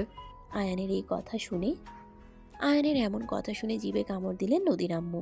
কিছুই বুঝতে পারছেন না, সব কিছু ওনার মাথার উপর দিয়ে যাচ্ছে, কিন্তু তারপরও তিনি আয়ানকে কোনো কথা না বলে তার নাস্তা বানিয়ে দিলেন। আয়ান নাস্তা খেয়ে আবারও রুমে চলে গেল। কিছুক্ষণের মধ্যেই ফ্রেশ হয়ে নদী নিচে আসে, তার আম্মুকে নাস্তা বানিয়ে দিতে বলে। তার আম্মু কোনো কথা না বলেই নদীকে নাস্তা বানিয়ে দিল। নদী নাস্তা খেতে শুরু করলো। তখনই হঠাৎ করে নদীর আম্মু নদীকে বলতে লাগলো, কিরে, রাতে তুই কোথায় ঘুমিয়েছিলি? আয়ান সব কি বলছিল? যা শুনেছো তাই। বিছানায় শুয়ে আমি কোনোভাবেই শান্তিমতো ঘুমাতে পারছিলাম না, প্রচণ্ড মাথা ধরেছিল, তাই আয়নের বুকে শুয়ে ঘুমিয়ে পড়েছিলাম। মেয়ের কথায় ভীষণ রকম চমকে যান নদীর আম্মু। মেয়েকে কি বলবেন কিছুই বুঝতে পারছেন না। কিন্তু তারপরেও তিনি মেয়েকে বলতে লাগলেন, আরে তোর কি মাথা খারাপ হয়ে গেছে নাকি রে? পাগলের মতো কর্মকাণ্ড করে বেড়াচ্ছিস। আয়ান তো ছোট ভাই হয়, তুই কিভাবে তার বুকে মাথা রেখে ঘুমাতে পারিস? হ্যাঁ তো কি হয়েছে দেখো, একদম আমার সঙ্গে ফালতু কথা বলো না। আমার এসব কিছু একদম ভালো লাগছে না। আমাকে একটু দয়া করে আমার মতো থাকতে দাও তো। এই বলে নদী তার আম্মুকে আর কোনো কথা বলার সুযোগ না দিয়ে নাস্তা খেয়ে তারপর রুমে চলে গেল। বেশ কিছুক্ষণ রুমে বসে থেকে তারপরেই বাসা থেকে বের হয়ে যায় তার বান্ধবীদের সঙ্গে দেখা করতে। সারা বিকেল বান্ধবীদের সঙ্গে সময় কাটালো। যদিও এতে তার ফ্যামিলির মানুষের কোনো সমস্যা নেই, তারা সবসময় চায় নদী ভালো থাকুক। সারা বিকেল বান্ধবীদের সঙ্গে সময় কাটালো। যদিও এতে তার ফ্যামিলির মানুষের কোনো সমস্যা নেই, তারা সবসময় চায় নদী ভালো থাকুক, সেটা যেভাবেই হোক। সন্ধ্যার দিকে বাসে ফিরে আসে, তখন রুমে বসে নিজের পড়া কমপ্লিট করছিল আয়ান। নদী তার পাশে একটা চেয়ার টেনে বসে আর বলতে থাকে, কিরে, তোর পড়াশোনা কেমন চলছে? কোনো হেল্প লাগবে কি? না আপু, আমার সেরকম কোনো হেল্প লাগবে না। আমার তো টিউশন টিচার আছে, উনি আমাকে সব কিছু বুঝিয়ে দেন আর আমি ওনার কাছ থেকেই সব কিছু বুঝে নিতে পারি। আচ্ছা ঠিক আছে, কোনো সমস্যা নেই। যদি কখনো তোর পড়াশোনা নিয়ে সেরকম কোনো প্রবলেম হয় তাহলে আমায় বলিস, আমি তোকে সাহায্য করব। আচ্ছা আপু, ঠিক আছে, কোনো সমস্যা নেই। আমি ঝামেলায় পড়লে তোমাকে অবশ্যই জানাবো। এই বলে আয়ান পড়াশোনায় মনোযোগ দিল। নদী তার দিকে হাঁ করে তাকিয়ে আছে, কোনো কথা বলছে না, একদম মনোযোগ দিয়ে দেখছে আয়ানকে। আয়ানের সেদিকে কোনো খেয়াল নেই, সে নিজের মতো করেই পড়াশোনা চালিয়ে যাচ্ছে। বেশ কিছুক্ষণ পর আয়ান হঠাৎ করে নদীর দিকে তাকায়। দেখতে পায় নদী অপলক দৃষ্টিতে তার দিকে তাকিয়ে আছে। আয়ান কিছুটা ইতস্তত বোধ করে আর নদীকে বলতে থাকে, কি ব্যাপার আপু, কি হয়েছে তোমার? তুমি এভাবে হাঁ করে আমার দিকে তাকিয়ে আছো কেন? তোকে দেখছি সত্যি এতদিন তোর দিকে আমি ভালোভাবে তাকাইনি। তুই তো দেখতে মাশাআল্লাহ অনেক কিউট আছিস। আয়ান কিছুটা লজ্জা পেয়ে গেল। লজ্জা মিশ্রিত কণ্ঠে সে নদীকে বলতে লাগলো, আরে আপু, এসব তুমি কি বলছো? তোমার মাথা খারাপ হয়ে গেছে নাকি? আরে না, আমার মাথা কেন খারাপ হতে যাবে? আমার মাথা সম্পূর্ণই ঠিক আছে এবং যা বলছি আমি সুস্থ মস্তিষ্কেই বলছি। আপু তুমি এখন এখান থেকে যাও, আমি পড়তে বসেছি। আমার পড়া কমপ্লিট করতে দাও, তা না হলে আবার স্যারের হাতে মাইর খেতে হবে। আমি বললাম তো স্যারের হাতে তোকে কোনো মাইর খেতে হবে না, তারপরও আমি কমপ্লিট করে দিব, কোনো প্রবলেম নেই। বস না, একটু আমার সঙ্গে গল্প কর। নদী নেশার্ত চোখে তাকায় আয়ানের দিকে। আয়ান কোনো কথা বলে না, চুপচাপ বসে আছে। তখনই নদী চেয়ার থেকে উঠে এসে আয়ানের কাঁধে হাত রাখে আর বলতে থাকে, আচ্ছা আমি বুঝতে পারছি না তোর মাঝে কি এমন আছে, তোর দিকে আমার কেমন যেন একটা ফিলিংস কাজ করে। নদীর এমন কথায় আয়ান উঠে দাঁড়ায় আর একটু সরে যাওয়ার চেষ্টা করে, কিন্তু নদী তাকে সরে যেতে দেয় না, আরও কাছে টেনে নেয় আর বলতে থাকে, দেখ আমি সত্যি বলছি, এতদিন আমি তোর দিকে ভালোভাবে তাকাইনি, তাই হয়তো আমি কোনো কিছু বুঝতে পারিনি, কিন্তু আজ এই 2-3 দিন ধরে যখন থেকে তোর দিকে আমি তাকাচ্ছি, কেন জানি বারবার তোর প্রতি আমার অন্যরকম একটা ফিলিংস কাজ করছে। কেন বলতো? আমি কিছু জানি না, প্লিজ আপু তুমি আমাকে ছেড়ে দাও, এখান থেকে যেতে দাও। এই বলে আয়ান নিজেকে নদীর হাত থেকে ছাড়ানোর চেষ্টা করে, নিজেকে বাঁচিয়ে নেওয়ার চেষ্টা করে। কিন্তু আয়ান যতই নড়াচড়া করে, নদী ততই তাকে আরো নিজের কাছে টেনে নেয়। এক পর্যায়ে নদী আয়ানকে নিজের এতটাই কাছে টেনে নেয় যে আয়ান নদীর হার্টবিট শুনতে পাচ্ছিল। আয়ান নদীকে তখন ধাক্কা দিয়ে নিজের থেকে সরিয়ে নেয় আর বলতে থাকে, আরে আপু, তুমি পাগল হয়ে গেছো নাকি? তুমি এসব কি করছো? হ্যাঁ আমি পাগল হয়ে গেছি। তোর কোনো সমস্যা আছে নাকি? তোরা সবাই মিলে আমাকে পাগল বানিয়ে ছেড়ে দিয়েছিস। তোকে কে বলেছে এত কিউট হতে? তোর কিউটনেস আমাকে তোর দিকে বারবার আকর্ষণ করে, আমি কি করব বল? গেস্ট রুমে রিপেয়ারিংয়ের কাজ হয়ে গেছে। আমি হয়তো কালকের মধ্যে গেস্ট রুমে চলে যাব, তাহলে আর তোমার সামনে আমাকে তেমন একটা পড়তে হবে না। কিন্তু ভুলে যাস না, তারপরেও কিন্তু তোকে এই বাড়িতেই থাকতে হবে আর আমার সামনে বারবার তোকে আসতেই হবে। চাইলেও তুই নিজেকে আমার থেকে অতটাও গুটিয়ে রাখতে পারবি না যতটা তুই বলছিস। পারবো কিনা জানি না, তবে চেষ্টা তো করতে পারি। এই বলে আয়ান রুম থেকে বের হয়ে ছাদে চলে গেল। নদী বেশ কিছুক্ষণ রুমে বসে রইল, তার কোনো কিছুই ভালো লাগছিল না, তাই বাধ্য হয়ে সে নিজেও ছাদে চলে আসলো। আয়ান ছাদের এক পাশে দাঁড়িয়ে আকাশের চাঁদ দেখছিল।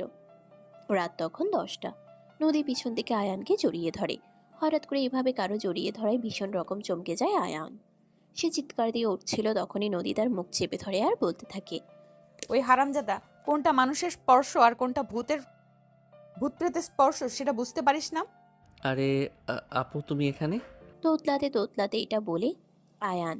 আর তখনই নদী আয়ানকে বলতে থাকে, আরে কাম অন ডিয়ার, তুই এভাবে তোতলাচ্ছিস কেন? তোর আবার কি এমন হলো? আরে আপু তুমি বাসার ভিতরে এমন করছিলে বলে আমি এখানে চলে এসেছি, আবার তুমি এখানে চলে এসেছো এসব ফাইজলামো করার জন্য। আচ্ছা, আমি তো তোর সঙ্গে ফাজলামো করছি, বাসায় তো তুই ছাড়া অন্য কেউ নেই আমি যার সঙ্গে ফাজলামি করতে পারি। আপু প্লিজ তুমি এখান থেকে চলে যাও, আমাকে একটু আমার মতো একা থাকতে দাও, আমি একটু একা থাকতে চাইছি প্লিজ। হাত জোর করে নদীর দিকে তাকিয়ে কাকতি সুরে বলে আয়ান। কিন্তু নদী সেসব কথা শোনার মতো মেয়ে নয়। সে যখন যেটা জেদ করে বসে, তখন সেটা করেই ছাড়বে, এরকমই মানসিকতা তার। তাই সে আয়ানকে বলতে থাকে, দেখ, আমার সঙ্গে এত কাকুতি মিনতি করে লাভ নেই, কারণ আমি যখন যেটা করব বলে তখন সেটাই করে ছাড়ি, বুঝতে পেরেছিস? প্লিজ আপু তুমি আমার সঙ্গে এরকমটা করো না, আমাকে একটু আমার মতো একা থাকতে দাও, আমি একটু আমার মতো একা থাকতে চাই, তুমি সেটা কেন বুঝতে পারছো না? তুই একা থাকতে চাস আর আমি তোর আদর পেতে চাই। নদীর এমন কথায় আগাগোড়া বুঝতে পারে না আয়ান। কিন্তু তারপরেও সে নিজেকে সামলে নিয়ে সেখান থেকে চলে যাওয়ার চেষ্টা করে। ঠিক ওই মুহূর্তেই নদী পিছন থেকে আয়ানের হাত টেনে ধরে আর একটা হ্যাচকা টান দিয়ে আয়ানকে নিজের বুকের সঙ্গে মিশিয়ে নেয়। আয়ানের বক্ষদেশ আর নদীর বক্ষদেশ একদম লেগে আছে। অপরদিকে আয়ানের ঠোঁট দুটো নদীর ঠোঁটের একদম কাছাকাছি। নদী এই সুযোগটাকে আর মিস করলো না। আয়ানের মাথাটাকে নিজের দিকে চেপে ধরে তার দুই ঠোঁটে নিজের দুই ঠোঁট ডুবিয়ে দিল। প্রায় 2 মিনিট গভীরভাবে আয়ানের ঠোঁটে চুমু খেলো নদী। আর তারপরে সে আয়ানকে ছেড়ে দিয়ে বলতে লাগলো, সেই সাথ, তোর ঠোঁট দুটো তো সেই মিষ্টি। আয়ান লজ্জায় লাল হইয়া যায়। নদী এরকম কিছু একটা করবে সেটা কখনো কল্পনাতেও চিন্তা করেনি। সে মাথা নিচু করে দাঁড়িয়ে আছে, কোনো কথা বলছে না। তখনই নদী আবারও তাকে বলতে লাগলো, কিরে, কি হলো? তুই আমার সঙ্গে কথা বলছিস না কেন? আমি তোকে কিছু জিজ্ঞেস করছি, রেসপন্স করছিস না কেন? আপু তুমি এসব কি শুরু করেছো? কি শুরু করেছি মানে কি? কি করছি তুই দেখতে পাচ্ছিস না? তুমি এভাবে আমার ঠোঁটে চুমু খেলে কেন? তোর এই মিষ্টি ঠোঁটের স্বাদ নিতে ইচ্ছে হয়েছিল, সেই জন্য দিলাম। সত্যি বলছি, তোর ঠোঁটগুলো কিন্তু সেই মিষ্টি। কোনো সিগারেট খাসটি, তাই না? সিগারেট কেন খেতে যাব? সিগারেট গন্ধ লাগে, আমি এসব কিছু সহ্য করতে পারি না। একদম ঠিক কাজ করেছিস তুই। সিগারেটের গন্ধ আমার একদমই সহ্য হয় না। ঠোঁটগুলো যত্ন করে আমার জন্য রেখে দিয়েছিস, তাই না? তার জন্য তোকে অসংখ্য ধন্যবাদ। আরে আপু তুমি কি সত্যি সত্যি পাগল হয়ে গেছো নাকি? আমি তো কিছুই বুঝতে পারছি না, কী সব পাগলের মতো কথাবার্তা বলছো। আমার ঠোঁট আমি তোমার জন্য কেন রাখতে যাব? সব ছেলেরা তো তাদের ভালোবাসা তার বউয়ের জন্য জমিয়ে রাখে, আর আমিও তো তোর বউ হব।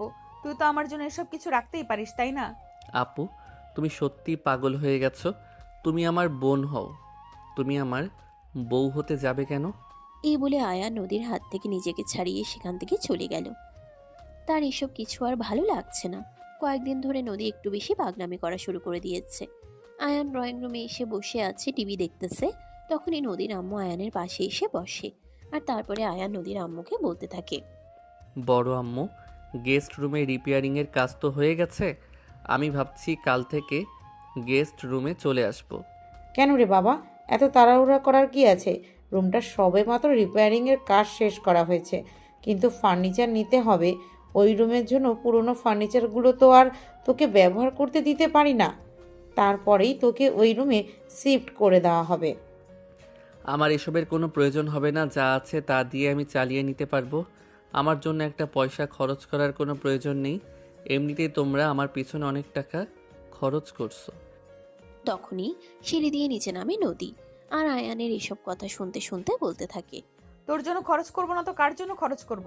এবারের যা কিছু আছে সব কিছু তো শুধু তোরই থাকবে। তাহলে এখন যদি তোর পেছনে খরচ না করি তবে চলবে কি করে? এই বলে ড্রয়িং রুমে এসে বসে নদী। আর তখনই নদীর বাবা বাসায় চলে আসে। তার বাবা ও ফ্যামিলির সবাইকে ড্রয়িং রুমে দেখে তিনিও সেখানে বসে গেলেন। তখনই নদী তার বাবার পাশে গিয়ে বসলো।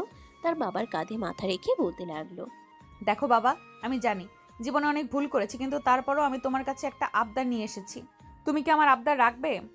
আরে মা, এভাবে কেন বলছিস? তুই আমার একমাত্র মেয়ে, তুই আমাকে কেন কিছু করতে বললে আমি সেটা করব না? এমনটা কখনো হতে পারে নাকি? বল না কি হয়েছে? বাবা, আমি একজনকে ভালোবেসে ফেলেছি আর তাকে বিয়ে করতে চাই। এই কথা শুনে নদীর মা বাবা দুজনেই চমকে যায়, কারণ এই তো কদিন আগে একটা ছেলের সঙ্গে নদীর সম্পর্ক ছিল, আর তারপর যা হলো তা তো আপনারা ভিডিওতে দেখেছেন। এখন আবার নদী এই কয়েকদিনের মধ্যেই বলছে সে অন্য একজনকে ভালোবেসে ফেলেছে। এটা কি আদৌ সম্ভব হতে পারে? তাই তো নদীর বাবা নদীকে বলতে থাকে। মা তুই কি বলছিস? আমি বুঝতে পারছি না, একটু খুলে বলবি কি? তখনই নদী তার বাবাকে আয়ানের কথা বলতে থাকে যে সে আয়ানকে ভালোবেসে ফেলেছে।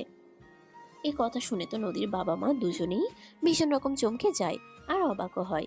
বেশ কিছুক্ষণ চুপ করে থাকেন নদীর বাবা, আর তারপরে নদীর বাবা নদীকে বলতে থাকে। মা তুই যা বলছিস ভেবে বলছিস তো?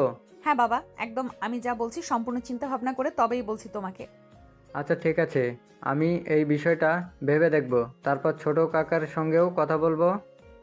এটা শুনে তো নদী প্রচুর খুশি হয়, কিন্তু আয়ান একটুও খুশি হতে পারলো না। নদী এরকম একটা অন্যায় আবদার করলো, আর তার বাবা সেটা মেনে নিয়ে বলছে তিনি আয়ানের বাবার সঙ্গে কথা বলবেন, যেখানে কিনা একটা মেয়ে তার আপন চাচাতো ভাই, তাও আবার তার চাইতে বয়সে ছোট, তাকে বিয়ে করতে চাইছে। আয়ান কোনো কথা না বলে সেখান থেকে চলে গেল। তার ঠিক 1 সপ্তাহ পরে আয়ানের মা বাবা শহরে চলে আসে। আয়ান তাদেরকে দেখে ভীষণ রকম অবাক হয়। এই সময়ে তাকে কোনো কিছু না জানিয়ে শহরে চলে আসার কারণ কি কিছুই সে বুঝতে পারে না। তাই তো সে তার বাবাকে বলে, কি ব্যাপার বাবা, তোমরা হঠাৎ করে আমাকে কোনো কিছু না জানিয়ে এখানে কেন এসেছো? আর আসবে আমাকে একটা ফোন করে জানিয়ে আসলে না? তোকে সারপ্রাইজ দেওয়ার জন্য চলে আসলাম, তবে তোর জন্য এর চাইতেও বড় একটা সারপ্রাইজ সামনে অপেক্ষা করেছে, যেটা তুই সময় হলেই দেখতে পাবি। আমার জন্য আর কি সারপ্রাইজ থাকতে পারে? আমি তো সেটাই বুঝতে পারছি না। যাই হোক, এতদিন পর তোমাদেরকে দেখতে পেয়ে সত্যি আমার ভালো লাগলো। এখানে আসার পর থেকে তো আর তোমাদের সঙ্গে দেখা করতে বাড়ি যেতে পারছিলাম না। তোমরা যখন চলে এসেছো ভালোই হয়েছে। কটা দিন তোমাদের সঙ্গে সময় কাটাতে পারবো, আমারও ভালো লাগবে। এবার আয়ান তার মা বাবার সঙ্গে বসে গল্প করতে থাকে। এভাবে দেখতে দেখতে বেশ কিছুক্ষণ সময় কেটে গেল। নদীর আম্মু সবার জন্য নাস্তা বানিয়ে নিয়ে ড্রয়িং রুমে চলে আসবে। সবাই একসঙ্গে বসে নাস্তা খাচ্ছিল। তখনই হঠাৎ করে আয়ানের আব্বু নদীর আব্বুকে উদ্দেশ্য করে বলতে লাগলো, কি ব্যাপার ভাইজান, আপনি আমাদেরকে কি জন্য এভাবেই ডেকে নিয়ে আসলেন? তোদেরকে তো একটা বিষয়ের দরকারে এখানে ডেকে নিয়ে এসেছি, একটু বস, আমি সব কিছু তোমাদেরকে খুলে বলছি। এ বলে নদীর বাবা আয়ানের বাবাকে সবকিছু খুলে বললেন। নদী আয়ানকে পছন্দ করে সেই ব্যাপারে সবকিছু শুনে আয়ানের বাবা বলতে থাকে, কি ব্যাপার ভাইজান, আপনি আমাদেরকে কি জন্য এভাবে ডেকে নিয়ে আসলেন? দেখুন ভাইজান, আমি আপনাকে এই ব্যাপারে কোনো কিছুই বলবো না। আপনি তো খুব ভালো করেই জানেন আমি যখনই কোনো কাজ করি তখনই আপনার সঙ্গে পরামর্শ করে তবেই করি। এর ব্যাপারে আপনি যা সিদ্ধান্ত নেবেন আমি তাই মেনে নেব, আমার কোনো দ্বিমত থাকবে না। কিন্তু ভাই, আমার এভাবে বললে হয় না। ছেলেটা তোর সব কিছুর সঙ্গে এই বিষয়টাকে গুলিয়ে ফেলিস না। আরে ভাইজান, আমি বললাম তো, আপনার যা ভালো লাগে আপনি তাই করতে পারেন। আপনি যে সিদ্ধান্ত নেবেন তাতেই আমরা রাজি আছি, আমাদের কোনো সমস্যা হবে না, বুঝতে পেরেছেন আপনি? একদম দায় সারা উত্তর দিল আয়ানের বাবা। নদীর বাবা তখন আর কোনো কথা না বলেই আয়ান আর নদী দুজনকে একসঙ্গে ডেকে নিয়ে বলতে লাগলেন, আমাদের বিয়ে ফাইনাল। তোমরা দুজন নিজেকে আজ রাতের মধ্যেই মানসিকভাবে প্রস্তুত করো। কাল বিকেলের মধ্যে কাজে ডেকে বাসায় তোমাদের বিয়ের কাজ সম্পূর্ণ করা হবে। কথাটি শুনে নদী তো ভীষণ খুশি হলো, কিন্তু আয়ান একদমই খুশি হতে পারলো না। সে এমন কিছু কখনোই আশা করেনি। তার মা বাবা, এমনকি তার বড় চাচা এমন সিদ্ধান্ত নেবে এটা সে কল্পনাতেও ভাবেনি। আয়ান মুখ গম্ভীর করে সেখানেই বসে রইল। তখনই নদীর বাবা আয়ানের পাশে গিয়ে বসলো। আয়ানের কাঁধে হাত রেখে বলতে লাগলো, কিরে বাবা, কি হয়েছে? নদী তো ভীষণ খুশি হয়েছে, কিন্তু তোর মন খারাপ কেন? তুই কেন মুখটাকে এভাবে গম্ভীর করে রেখেছিস?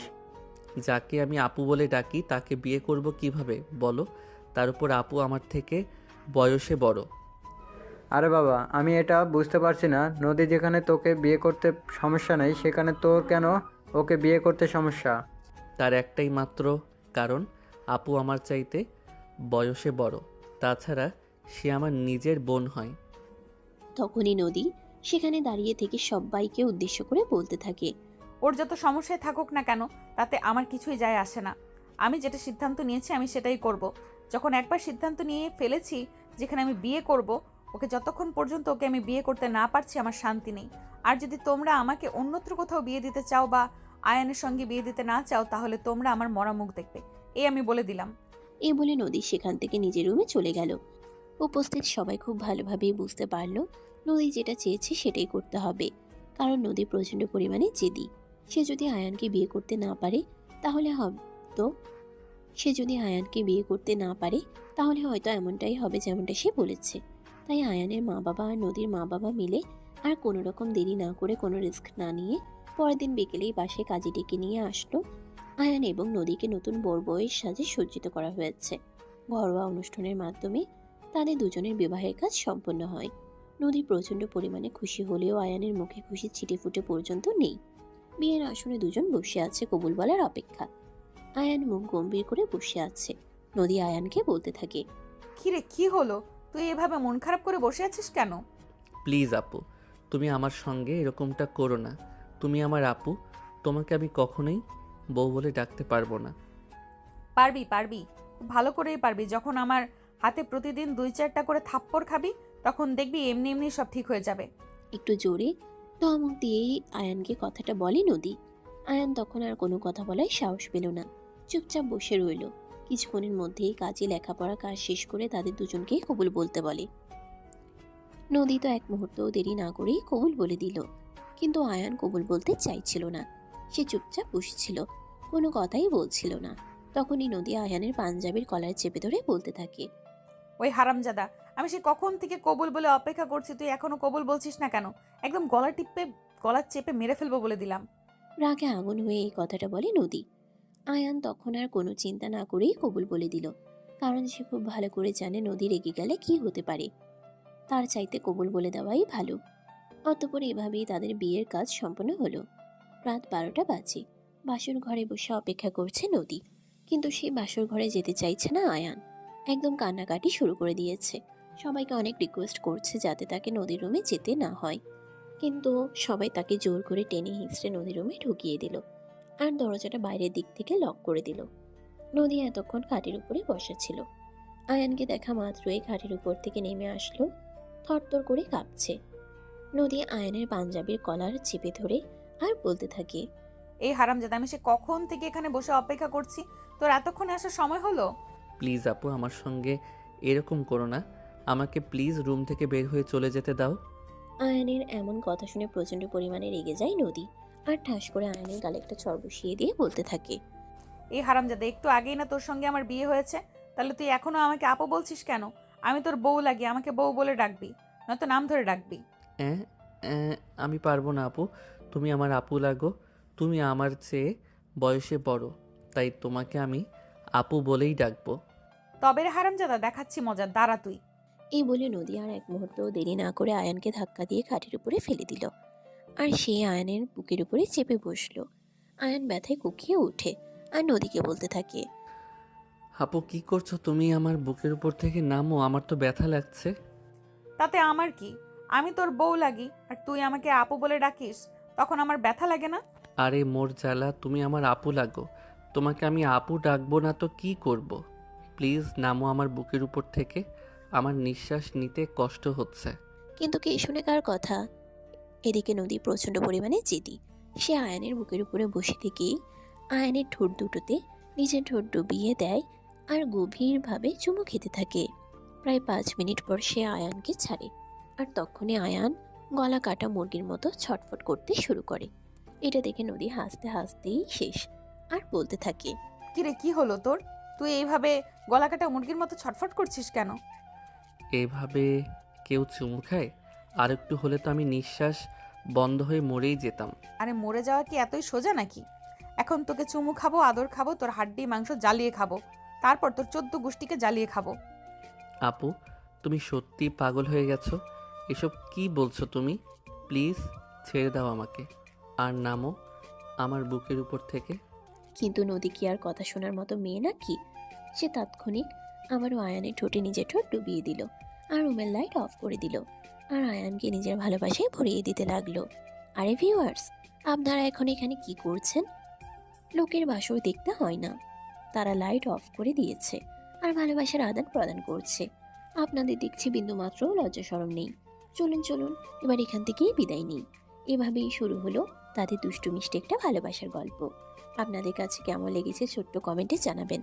ভালো লাগলে লাইক কমেন্ট শেয়ার করে পাশেই থাকবেন। নিত্য নতুন ভালোবাসার গল্প পেতে আমাদের চ্যানেলটিকে সাবস্ক্রাইব করবেন। এতক্ষণ সাথে থাকার জন্য ধন্যবাদ। আল্লাহ হাফেজ।